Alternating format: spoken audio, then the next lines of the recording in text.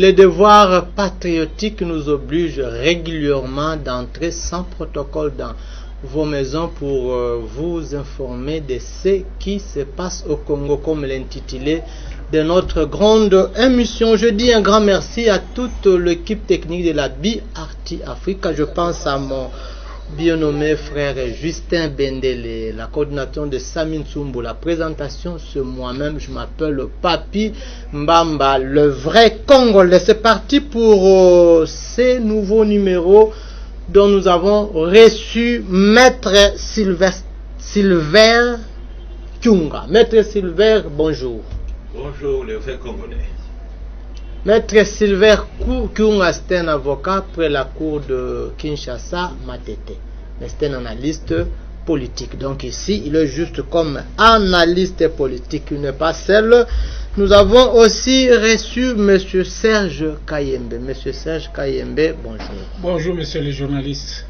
M. Serge Kayembe aussi, c'est un analyste politique. Aujourd'hui, on a reçu que les analystes politiques pour nous donner certaines analyses, certaines réflexions sur le sujet que je vous dirai d'ici là. Monsieur Jojo Mompondela aussi avec nous. Monsieur Jojo, bonjour.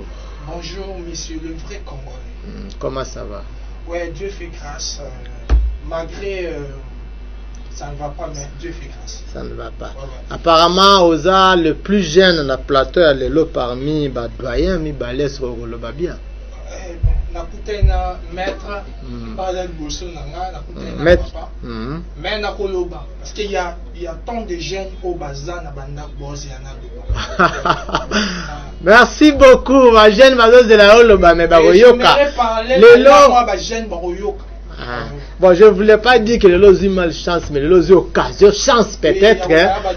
Ok. Et à Kabola Plateau, na badoyen, elongona badoyen, elongona bandeko, elongona ba congolais, ba vrai congolais lokola ngai to ko partager l'actualité politique ya mboka, notamment to ko tala ezobanda na point de presse ya Jean-Marc Kabudo makambu nyonso ezokende oyo ebandi na point de presse. Donc point de presse na makambu nyonso ezokende na sima ya point de presse wana, mais aussi marche anti-Monesco na est kuna ezosilisa batu bandeko bapesa makanisi. Mais vous aussi, vous êtes demandé à travers numéro ou affiché wana opesa biso makanisi na yo ce qui ezalaki tour na yo na plateau. Qu'est-ce que tu allais dire? Ainsi dit, to bandi na Maître Silver côté na bandaki présentation na ngai. Maître Silver Jean-Marc Kaboun depuis le 18. Il y a Sanza ou Asagi point de presse naïe, mais ils comprennent que pour en actualité, tilo de zokende. Ça signifie que point de presse wana et bimisi ba ancré.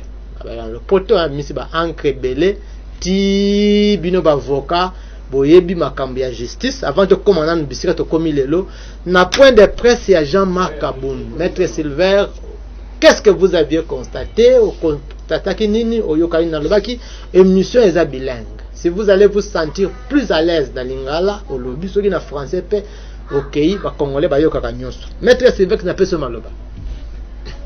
Bien, merci pour la maloba. Merci. Personnellement, dans l'anda qui a voté. Ok. Mais à travers les regroupements et les réseaux sociaux, bon, tout le cas qui, moi, phrase moko oyo ye déclaratif.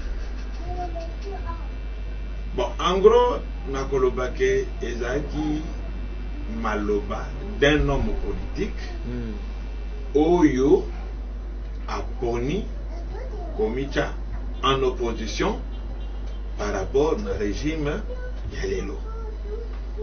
Donc, pour nangai likambo moko ya kokamusa ezaki wana te tokokai kozelater autre chose que ça, parce que mutu tango asali lokola dissidence asali to opposition na esiko ya azalaki bozelater ya na beloge. C'est comme on dit, c'est comme on dit, celui qui est contre, qui n'est pas avec nous, il est contre. Donc ezalaki ba déclaration d'un opposant Donc, nakanisi que le régime actuel, il fallait pas s'attendre non. Parce qu'au moins il a pris le temps à commirer ma réflexion à démissionner la poste du premier président. Il cherchait na bombarder. Et puis bon, radier na parti na et puis avant de longtemps en silence, nous tous nous savions que il y a ici qu'à outil. Merci. Tout le monde a quand même d'abord orchestre. Moi, je suis 10 ans d'orchestre, mon orchestre, tout ça. Mais mon bon, ce qui m'a fait.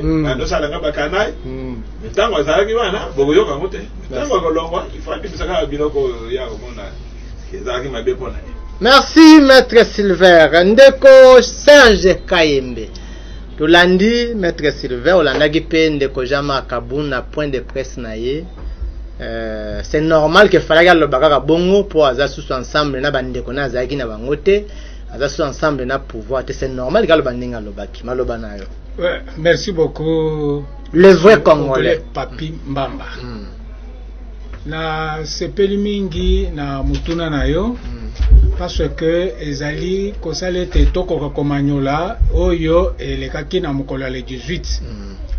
Effectivement, comme maître Silver, bisonyo so tozelaki toyebaki ke ce qui akoloba akokende kaka na sanswana. Tozelaki eloko mususu te. Zali ndenge maître alobi ezali lokola libala. Ce qui moi si asali mabe ou bien mobali asali mabe moko te akokende na sango malamu ya moninga. C'est très difficile que oyoka après bokaboni ba sala na ba éloge. Mais est-il que l'air yo zali koloba esengeli otia pe okanisa koloba kaka bilobela te soko lobi ke mobali azandoki yeba bien que le musubo banda koloka naye soki banda koloka naye te ndenge nini yo yebi ke azali ndoki ezali na makambo susu esengeli koloba na oyo esengeli koloba te. Pendant que ça l'opposition, le rôle des politiques, et c'est que vous sabotez, vous sciez la branche sur laquelle vous avez été perché pendant plusieurs années. Makambo le baki, c'est vraiment mutué ma casse, mais ça linga passe. Ça linga passe pour nini? Tata wana a tamboli mingi pona makambo ya parti, mais ekoma na tango tambola ka ata azupe mbongo ebele pona makamba parti. Oui, azupe mbongo ebele pona makamba parti. Vraiment akokaki ko sala oya sala ki wana te.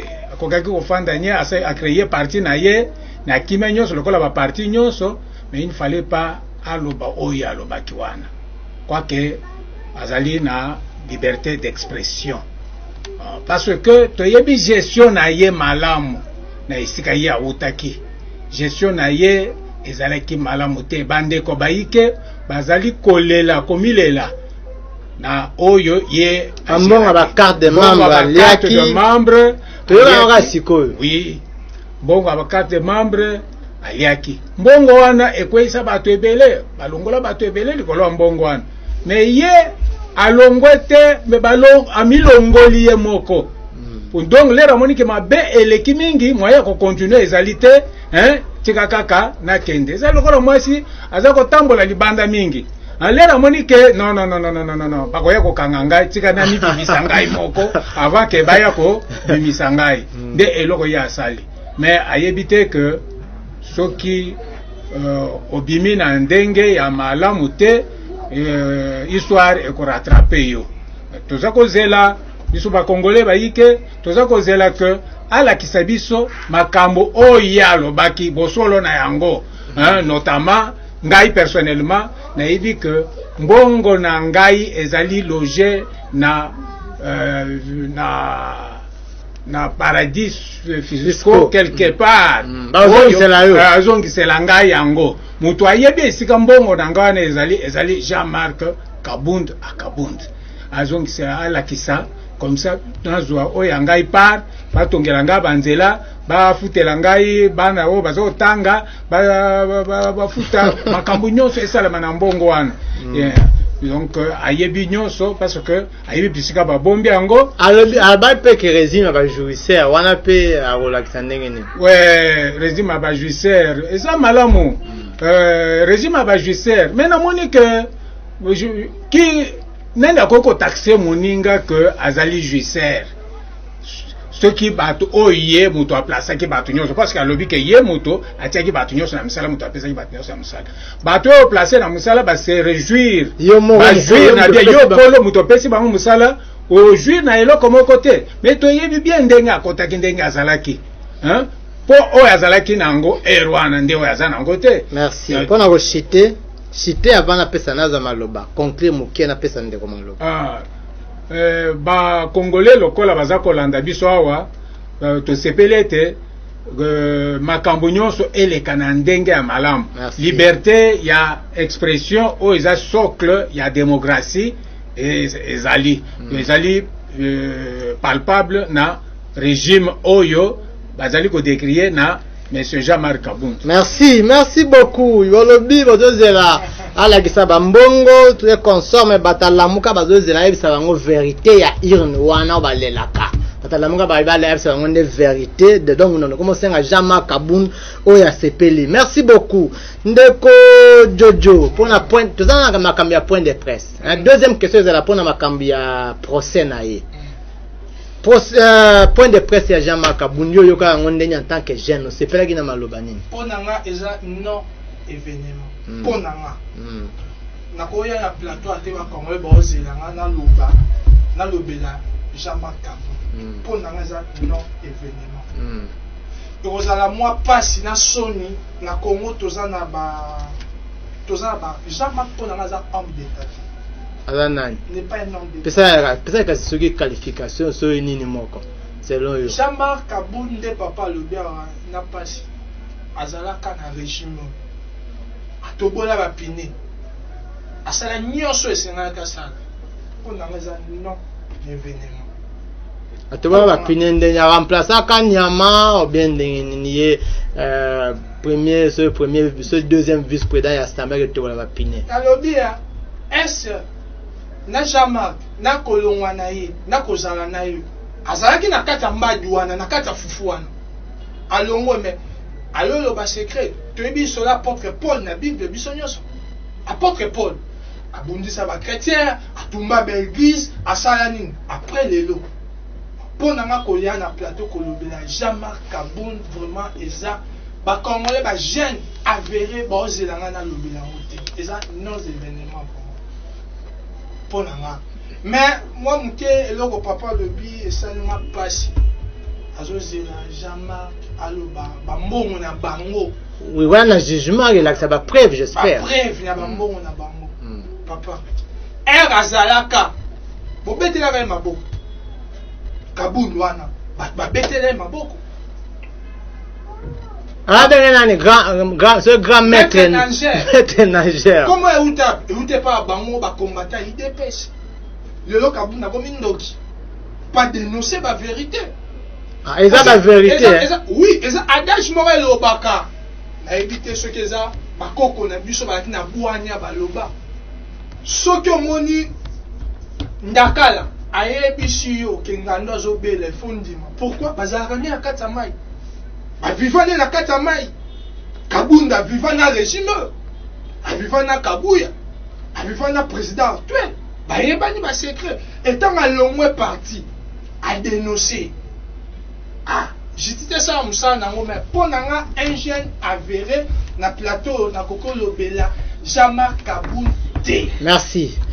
Okolobela Jean-Marc Kabund te so ndakala ebiso ke ngando azobela c'est ka ebi eza vérité po ndakala azala bisika moko na ngando donc so Jean-Marc Kabund abi biloko lobaki wana c'est que to suki wana maître Silver to comme na deuxième point procès maintenant ya Jean-Marc Kabund en tant qu'avocat Jean-Marc Kabund ba bengisa ke moko liboso akei bayokiye ti batiki un homme libre à Zongi dans la deuxième rendez-vous ce qui mardi certainement à Okende kuna Qu'est-ce que vous pensez à propos ya procès wana et cause la ndenge nini eza normal eza acharnement pour linga za la candidat président en 2023 ou bien eza ba biloko mususu ezali violé selon bino ba avocat ou c'est normal maloba yango wana maître.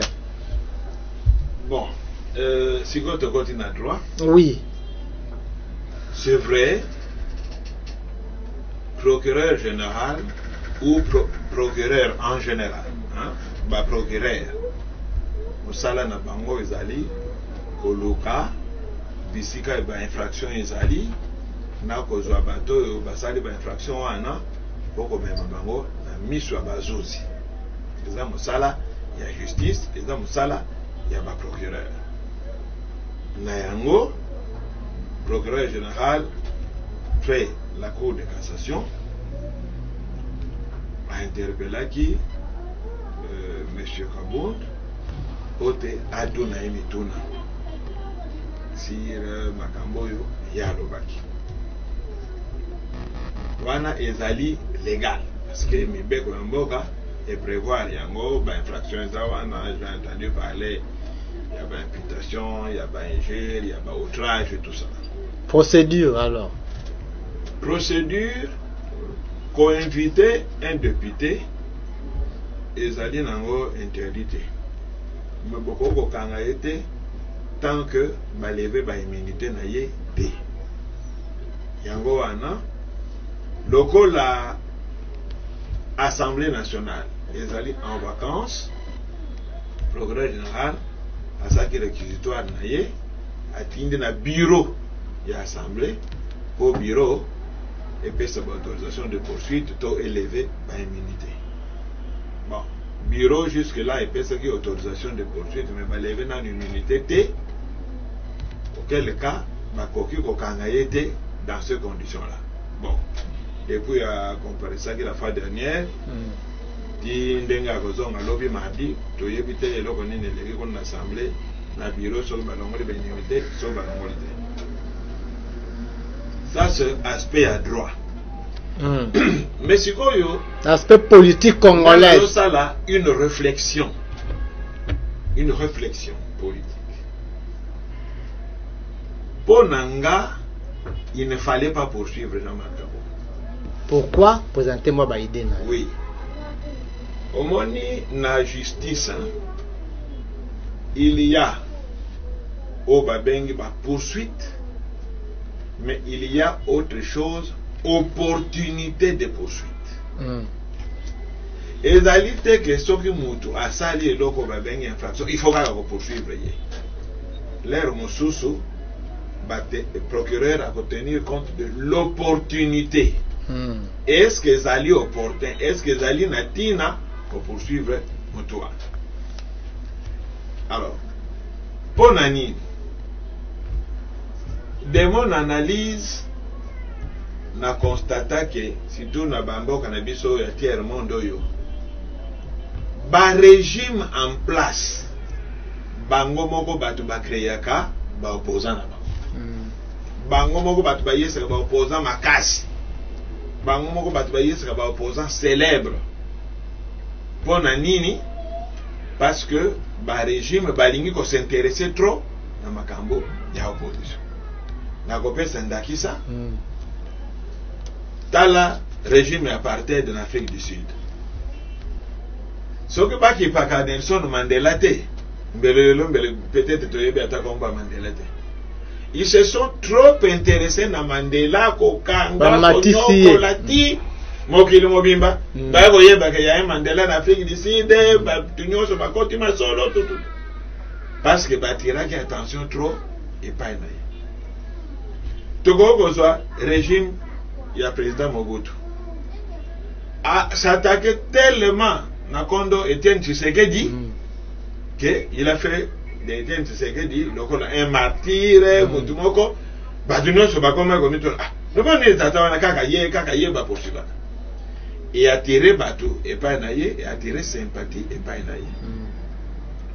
Moi je pense que meilleure posture après point de presse de Jean-Marc Kabound, c'était il fallait dengue de Kwalobiawa, il fallait oubeta mokara.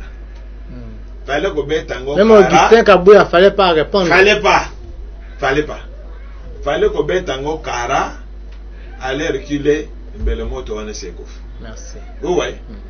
Parce qu'aujourd'hui, tout ça, le banani. Parce que il y a des répercussions, il y a des poursuites, il y a ceci, il y a cela, ça intéresse les gens. Mais Nabilo Kowana qui gagne. M. Jean-Marc Abon qui gagne. Merci. Il gagne quoi? Non, il gagne en notoriété. C'est-à-dire, si vous avez le salaire, monsieur, c'est vrai. C'est-à-dire que, au moment où vous avez Aza neti nege ndekwa bakawa auti quelque part à Longwe. Même ndenge total na monde de musique. Moto Longwe, l'orchestre de Songolo. Pour Mata, il devient adversaire direct et chef d'orchestre ici Gaout. Akoma de l'obre ma bena yé partout dans ma plateau, partout nous pas comme s'intéresser là. Vous voyez. Et quand vous commencez à répondre, vous combattez. Or, moi na banalise nanga, il n'aurait pas fallu après discours wana fallait faire comme si on n'a rien entendu. Merci. Parce que oyebi même tant que tu as dans l'école primaire, ceux qui va passer au combo, par exemple, Pecos, so bo bibi na 12 heures, baninga bagangi Pecos aussi li ki obandola de bango. Et comme c'est chaque midi, Pecos. Ah, oyo bandola de bango, les autres circuits là de bango bazo sembe.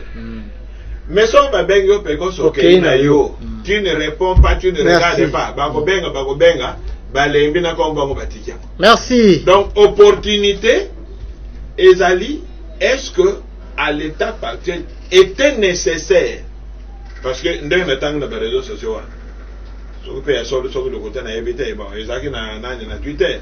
Ils ont une déclaration attribuée à lobby alingi procès wane kende tina suka et puis à la radio télévisée parce que dans makambo ça lobaki anana ba preuve nango. Merci. Donc vous voyez que bazo pesa y importance.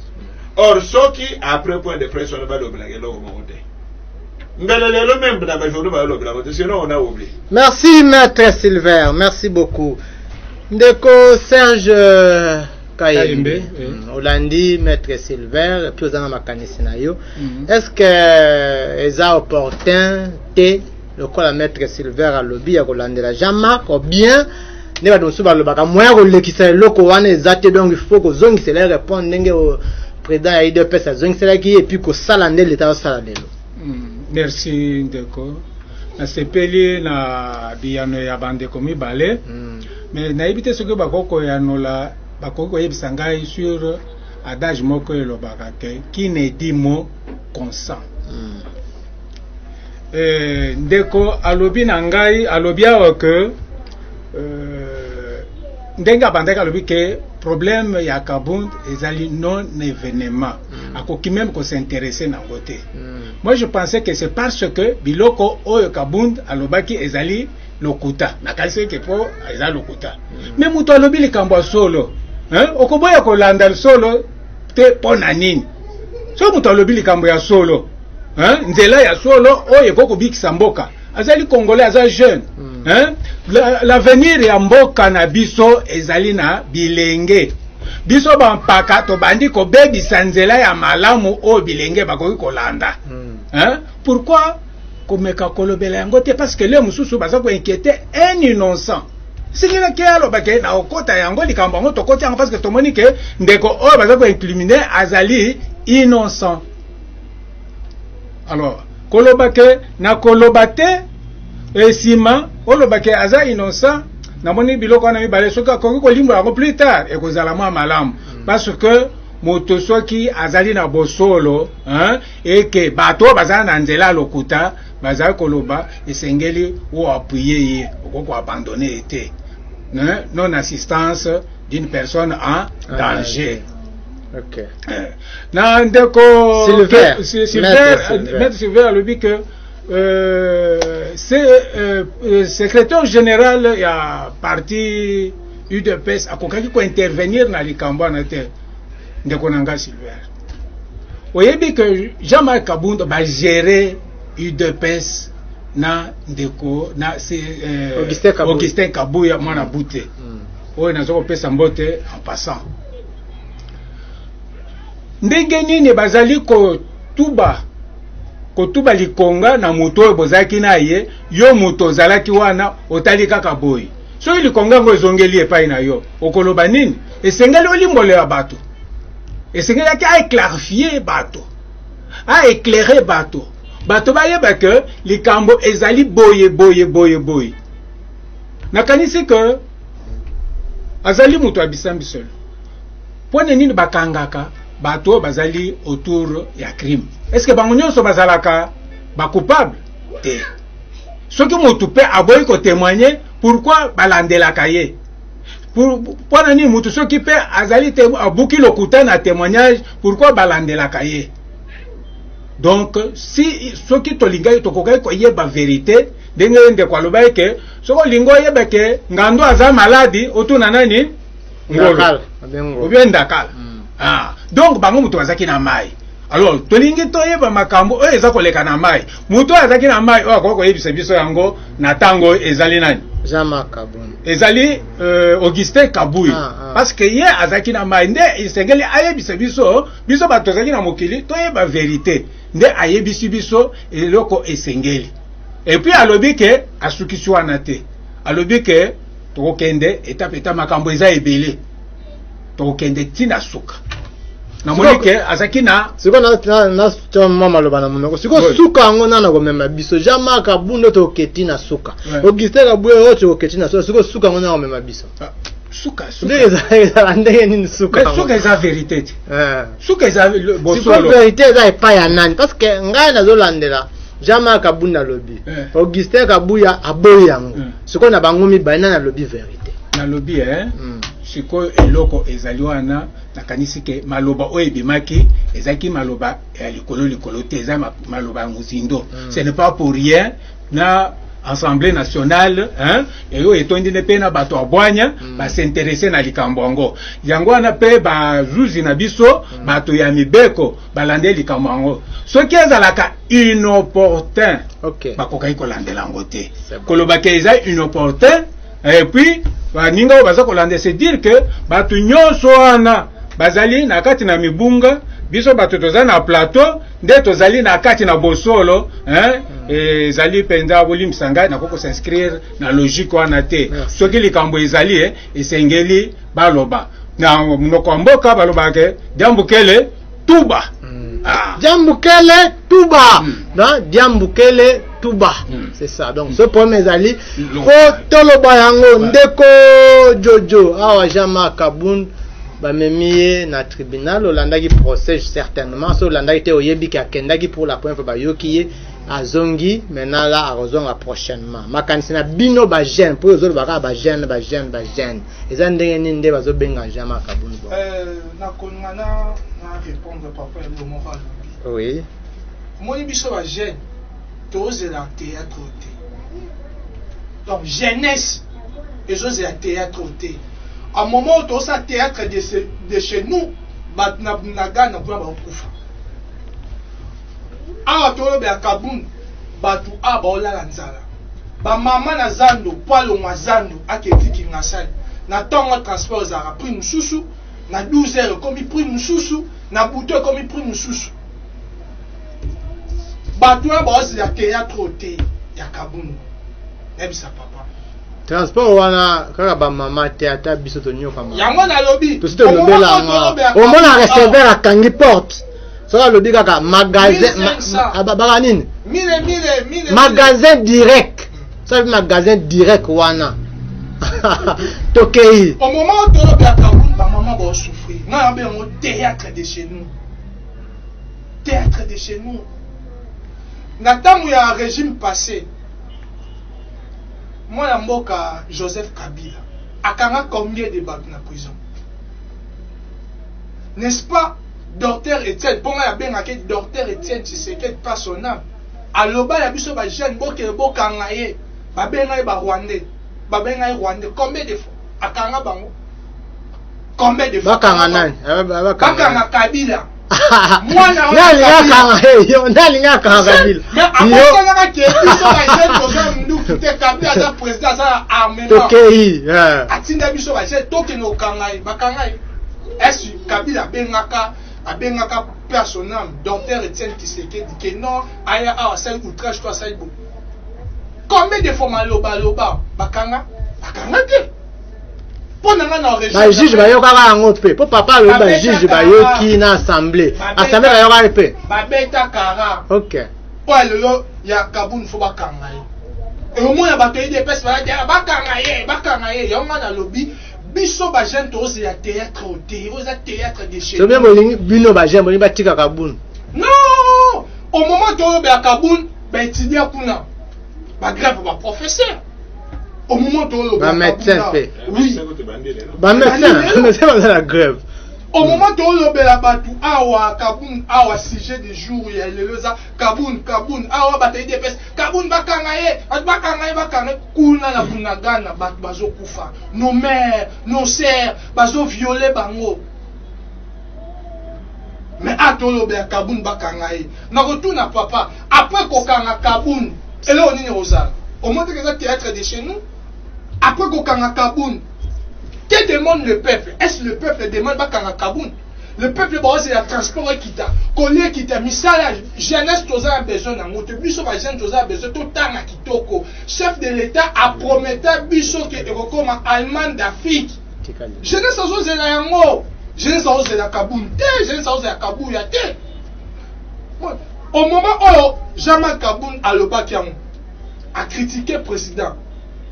Ba conseiller il y a président Bazala qui wapi parce que ba critique nyo ceza ya mabete il fallait ba zo bik ne biso tozawa tozo koma après ba ça il analyse pourquoi Jean-Marc Kabunda lobby yango ba beti ka ba ko kene sur la proposition na ba tilanga pas chef de l'état tala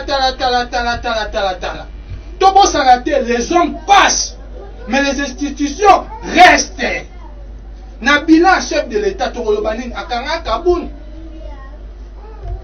Na bilan chef de l'État en 2023. Non, chef de l'État a gagné biso Kaboun. Non, biso ba jeune, tous a besoin plus que ça.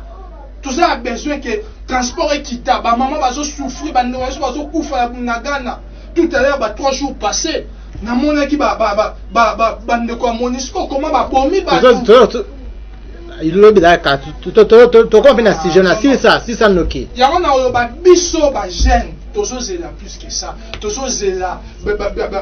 Classe, école, on va promettre monsieur qui t'a enseignement. Mais gratuité, ça déjà de comme ma classe. Papa, il y a besoin de gratuité.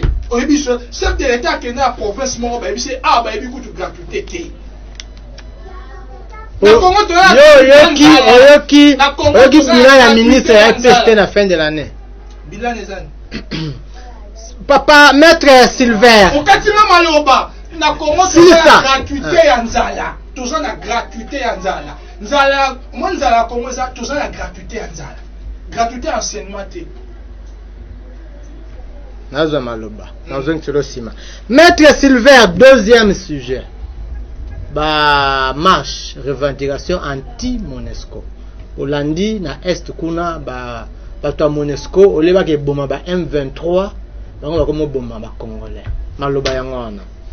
Merci. On a rebondir un peu sur oui. Papa Serge Alobi. Aloba que il fallait nécessairement le secrétaire général il devait ça répondre parce que qui ne dit mot consent. Non, Ada Joana ezali vérité absolue. Biso na droit to le qui ne dit mot n'a rien dit.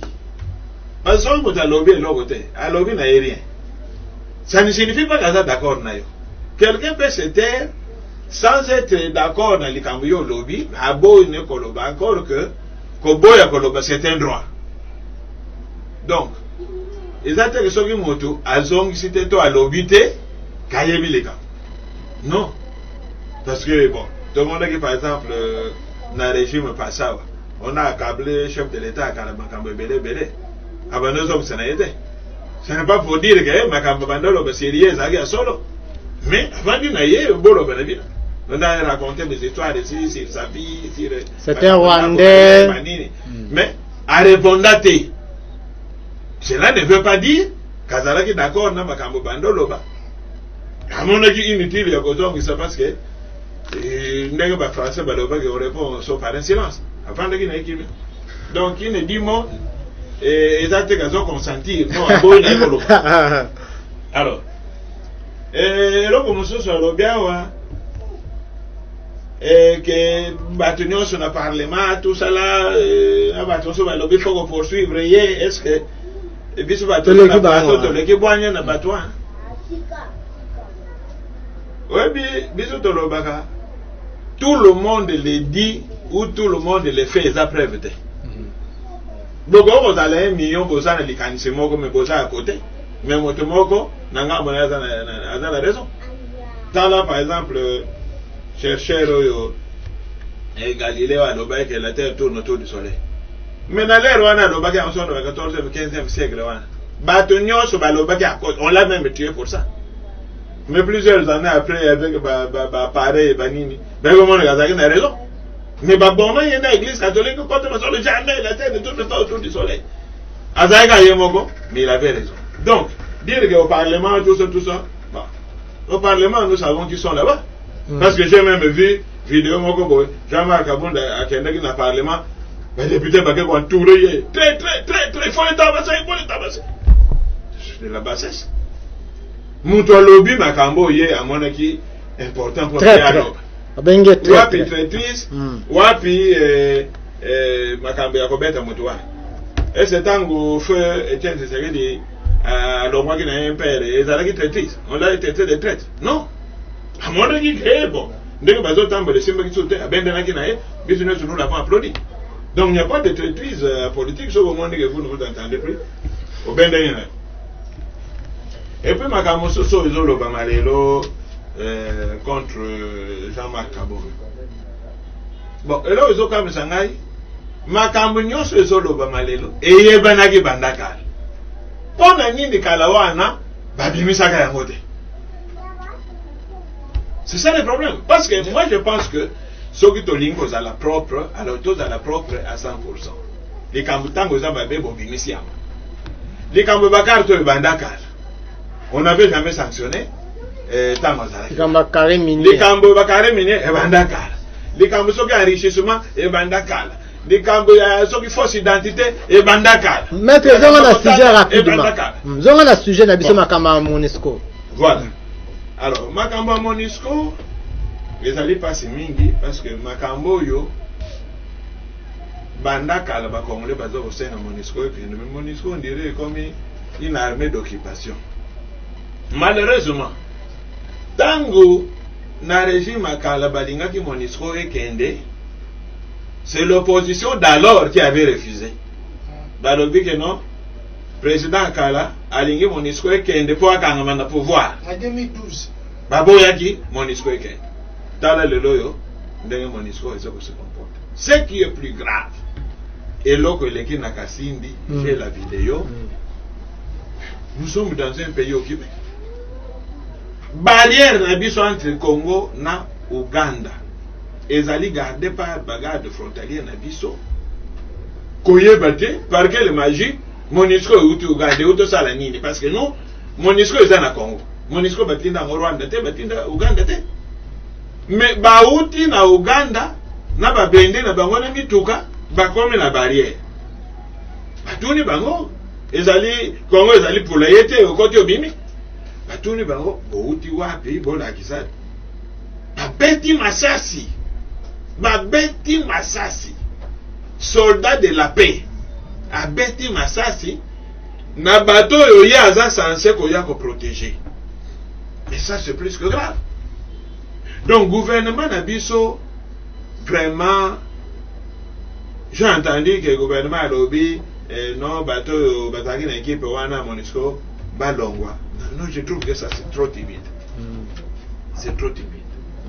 Il faut que le gouvernement a ça la protestation Yamakasi dans le Conseil de sécurité pour dire que dernière prolongation au Salama qui a de par la MONUSCO soki comme na soki soki wana bakende parce que bon apport na bango ezani une armée de 20 000 hommes bien armés depuis 22 ans aujourd'hui.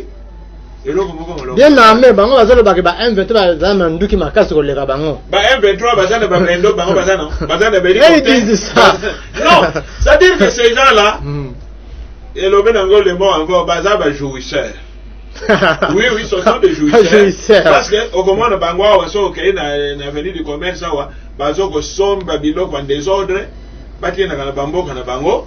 Et moi je suis convaincu que délégation wana ke MONUSCO ne bima ke kende ko Uganda wana ba bima ke na ba minere. Merci. Ba kende ko bwaka ba minere Uganda wana nde bazozonga ba mikoti na makasi. Merci.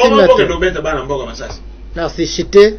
Donc vraiment et là comme MONUSCO wana faut que sou ki yango il faut ba congolais ba continuer comme manifester pacifiquement pour MONUSCO ekende. Merci ndeko Serge Kayembe. MONUSCO fallait ba kende, ils n'ont pas atteindre objectif na bango balakisi ba limite maloba nayo. Merci ndeko journaliste.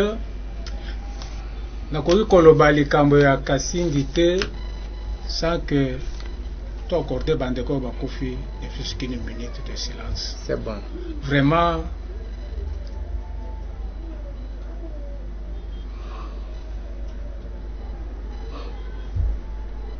merci beaucoup. Oui.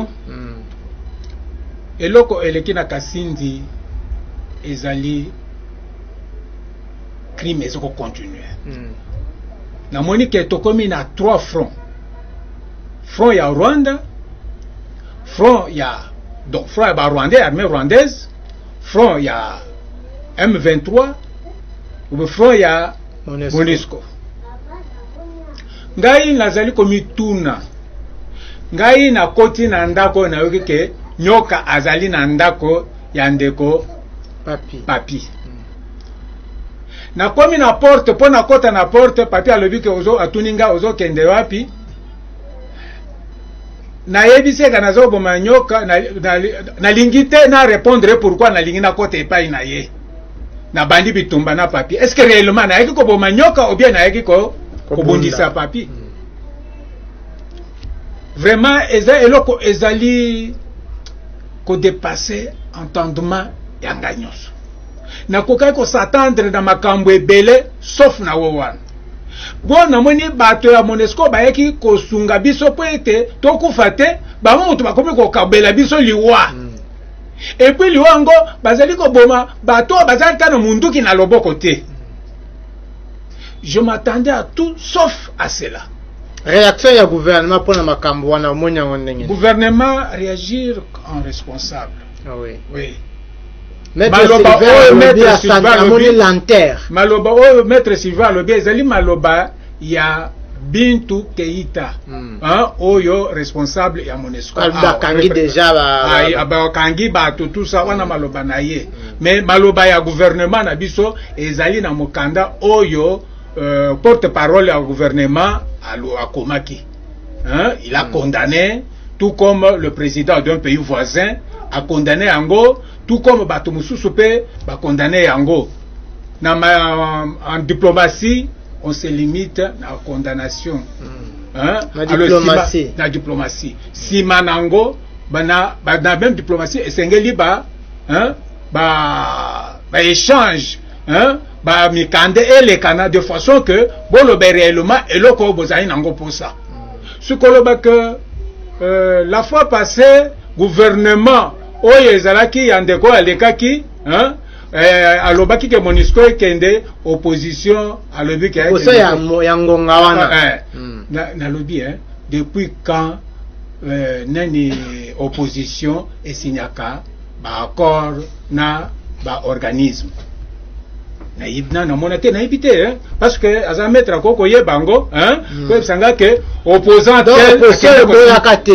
même ce qui est boyi même toujours boya nyoso to boya kama kamnyoso to boya na balabala to boyi na balabala mais to za na makambo to kende ko signer te ba to ba sidiaki ba accord na bango ne ba yebi ndenge ni ba ko kabana no le bien ndeko Sylvain abali mwasi na ye ngai na za noko na ye na bandi se boya mwasi wana ce qui y est à Kenya état civil te pona ko boye ngabu tana Kenya nesika na yo.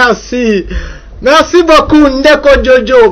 Justin Asalanga sinto komi presque na suka mais loba rapidement makambi ya Monesco. Bon, papa banda qui bien vraiment nangaki asile ça vraiment le terme papa qui était sur. Yo linga asile sandeni. Loba na yo linga asile sandeni. Je rappelé papa na 2012.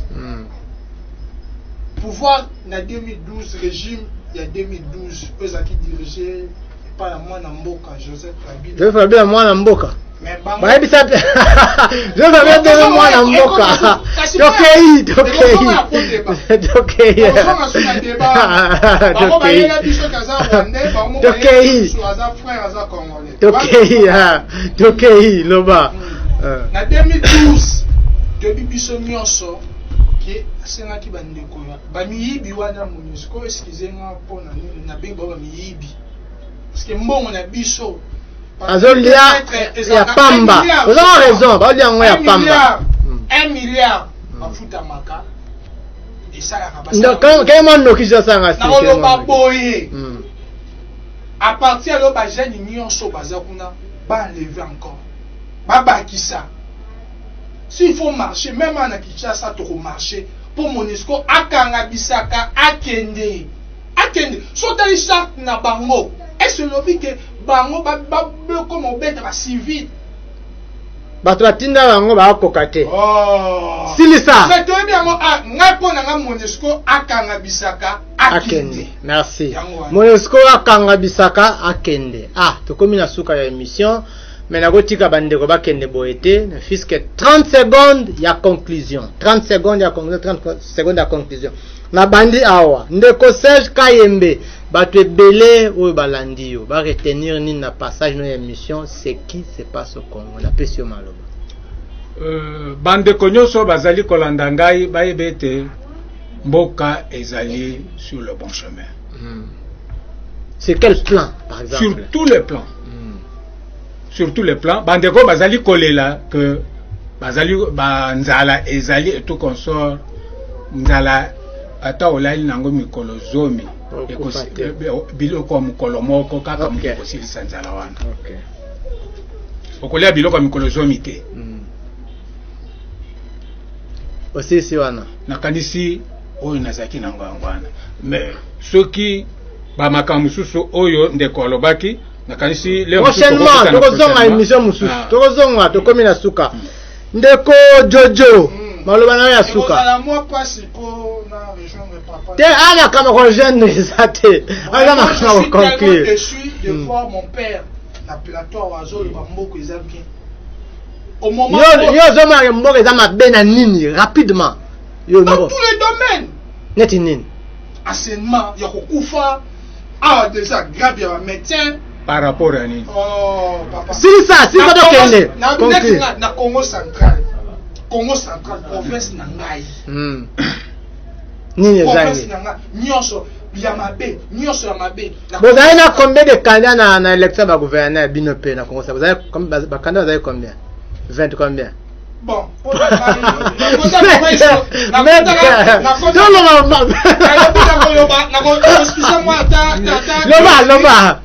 naloba na gouverneur actuel que Koko Mwanda Vital oyo azalaki père fondateur ya Congo central ti lelo ba indemnité de sortie atikala kozwa ngote même nous ses petits-fils bambola bonele est-ce que kozwa ngo lisusu na ebité papa za obi nyonso eza OK mais ayeba ke mutu abunda pona mboko yo bakufa bana na bango bakoko na bango baza na souffrance. Merci maître Sylvain Silsa maloba na plateau ya lelo. Bon na sepeli mingi pona débat ndenge eleki bon mingi na kosenga na bakonzi ba redoubler d'efforts na misala oyo bazali kosala pona mboka ba redoubler d'efforts na kosenga mingi na chef de l'État azala un peu plus pointilleux na choix ba collaborateur na ye.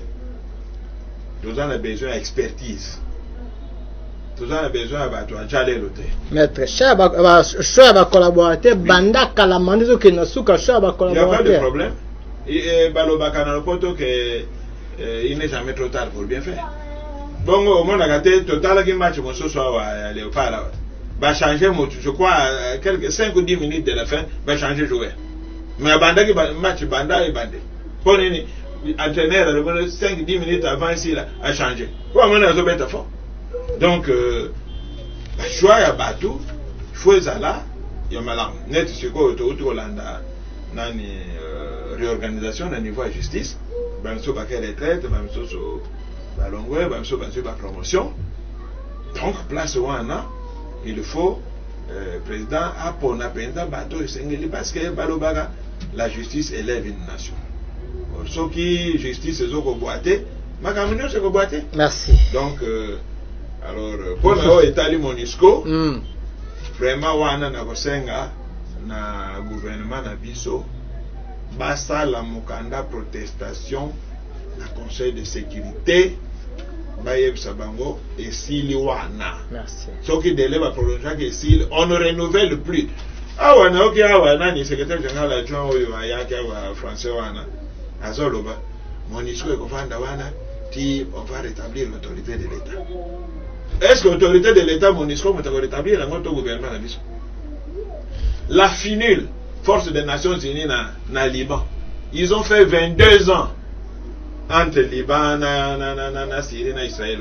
Batikala pour résoudre 22 ans après bakenda kakabo. Merci. Je crains que tous subir sorwan. Donc ils ont dit place moko ba konsaoni balela ka lokolo ba milliards zo bimebele belé monsieur zo kota na ba poche na bango. Merci. Mais le peuple congolais n'en tire aucun bénéfice. Merci. To komi na suka to yamba pona sengo na bino maître Silver Kyungu et puis to yambaki ndeko Serge Kayembe na ndeko Jojo Mopondela, c'est ça.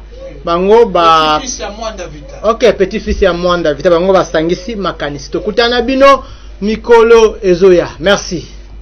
Merci.